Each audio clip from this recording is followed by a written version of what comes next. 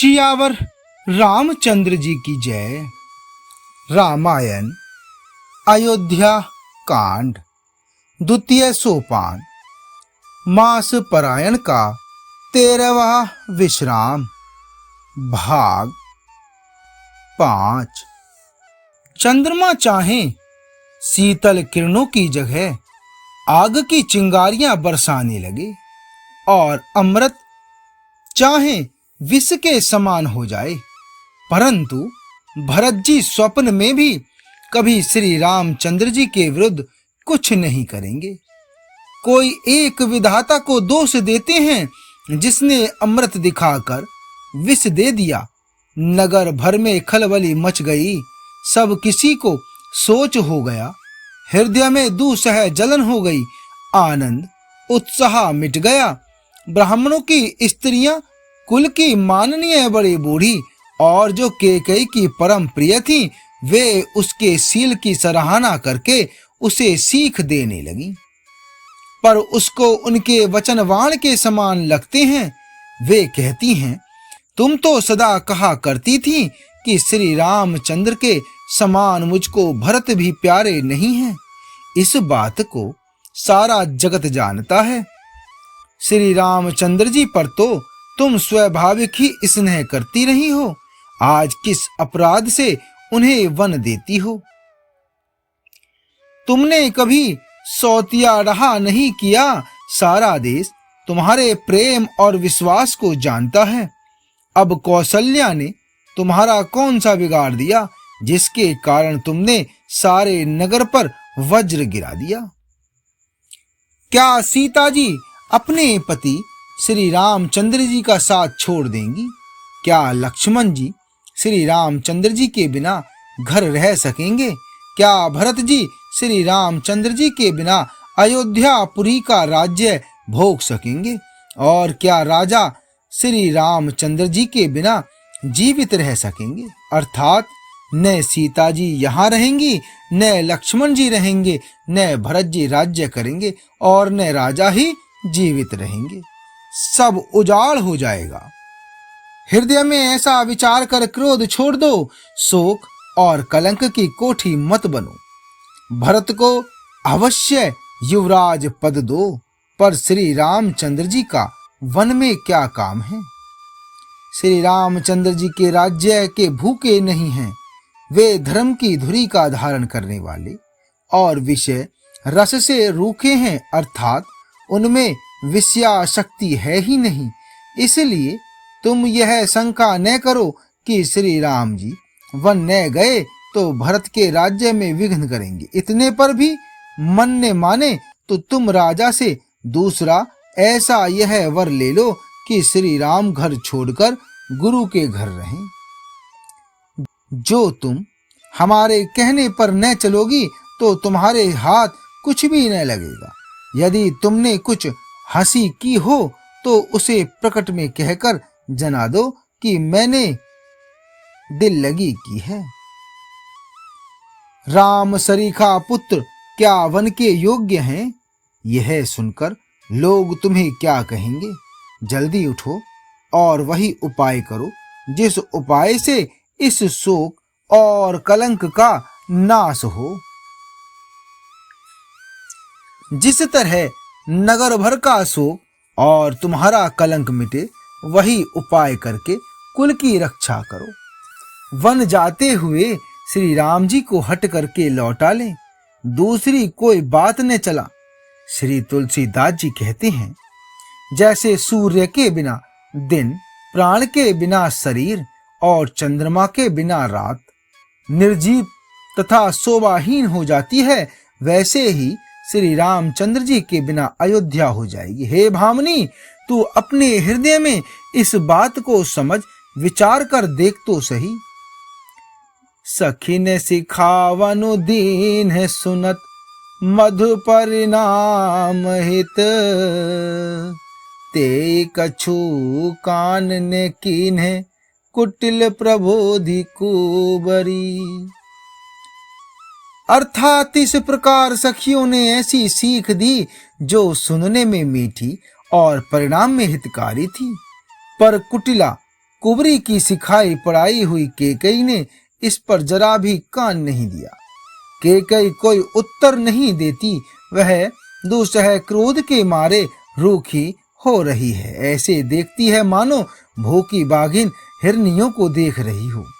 तब सखियों ने रोग को असाध्य समझकर उसे छोड़ दिया। सब उसको मंदबुद्धि अभाग्नि कहती हुई चल दी। राज्य करते हुए इस केकई को दैव ने नष्ट कर दिया। इसने जैसा कुछ किया वैसा कोई भी न करेगा। नगर के सब स्त्री पुरुष इस प्रकार विलाप कर रहे हैं और उस कुचाली केकई को करोड़ों गालियां दे रहे हैं। लोग विषम ज्वर भयानक दुख की आग से जल रहे हैं। भी सांसें लेते हुए वे कहते हैं कि श्री रामचंद्र जी के बिना जीने की कौन आशा है। महान वियोग की आशंका से प्रजा ऐसी व्याकुल हो गई है मानो पानी सूखने के समय जलचर जीवों का समुदाय व्याकुल हो। सभी पुरुष और स्त्रियां अत्यंत विषाद के वश हो रहे हैं। स्वामी श्री रामचंद्र जी माता कौशल्या के पास गए। उनका मुख प्रसन्न है और चित्त में चौगुना चाव उत्साह है। यह सोच मिट गई है कि राजा कहीं रखने लें। श्री राम जी को राज तिलक की बात सुनकर विषाद हुआ था कि सब भाइयों को छोड़कर बड़े भाई मुझको ही राज तिलक क्यों होता है। अब माता केकई की आज्ञा और पिता की मौन संपत्ति पाकर वह सोच मिट गई।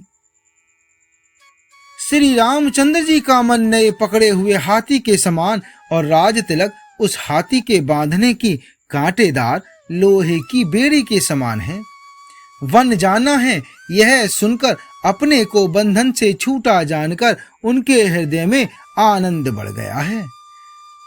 रघुकुल तिलक जोर दऊ हाता, मुदित मातु पद नायऊ माथा, दीनहि आशीष लाई उरलीने, भूषण बसन निछावर कीने। रघुकुल तिलक श्री रामचंद्र जी ने दोनों हाथ जोड़कर आनंद के साथ माता के चरणों में सिर नवाया। माता ने आशीर्वाद दिया, अपने हृदय से लगा लिया और उन पर गहने तथा कपड़े न्यौछावर किए। माता बार बार श्री रामचंद्र जी का मुख चूम रही है। नेत्रों में प्रेम का जल भराया है और सब अंग पुलकित हो गए हैं। श्री राम को अपनी गोद में बैठाकर फिर हृदय से लगा लिया। सुंदर स्तन प्रेम रस दूध बहाने लगे। उनका प्रेम और महान आनंद कुछ कहा नहीं जाता। मानो कंगाल ने कुबेर का पद पा लिया हो। बड़े आदर के साथ सुंदर मुख देखकर माता मधुर वचन बोली कि हे तात, माता बलिहारी जाती है, कहो वह आनंद मंगलकारी लगन कब है जो मेरे पुण्यशील और सुख की सुंदर सीमा है और जन्म लेने के लाभ की पूर्णतम अवधि है। जे ही चाहत नर नारी, सब अतियारत एहि भांति, जिमी चातक चातकी त्रसित, वृष्टि शरद ऋतु स्वाति।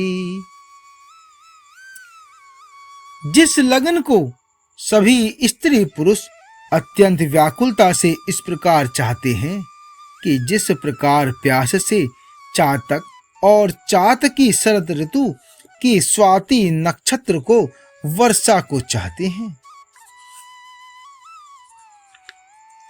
हे तात, मैं बलैया लेती हूं, तुम जल्दी नहा लो और जो मन भाए कुछ मिठाई खा लो। भैया, तब पिता के पास जाना, बहुत देर हो गई है।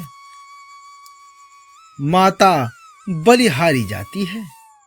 मातु वचन सुनी अति अनुकूला, जनु स्नेहु सुर तरु के फूला, सुख मकरंद भरे श्रिय मूला, निरखी राम मन भरू न भूला।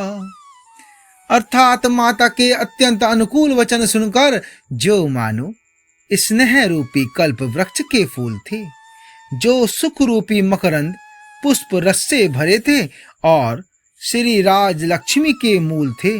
ऐसे वचन रूपी फूलों को देखकर श्री रामचंद्र जी का मन रूपी भौरा उन पर नहीं भूला।